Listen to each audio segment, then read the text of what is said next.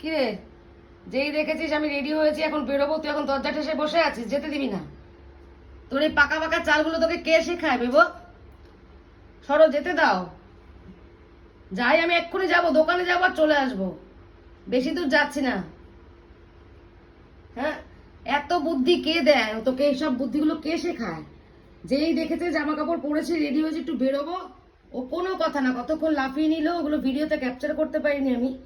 লাফিয়ে নিল কোলে ওঠার জন্য, যাওয়ার জন্য, এখন যেই দেখছে পারলো না কোলে উঠতে, এখন এই যে দরজা ঠেসে বসে আছে।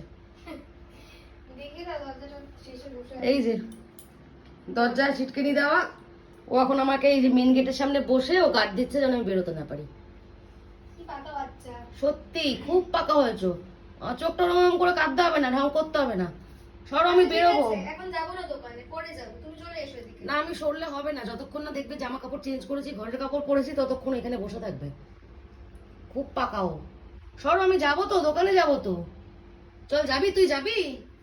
যাবি? চল চল, তুইও চল। চল, যাবি? তুই যাবি? ও জানে ওকে নেবো না, এর জন্য কোনো এক্সাইটমেন্ট দেখাচ্ছে না।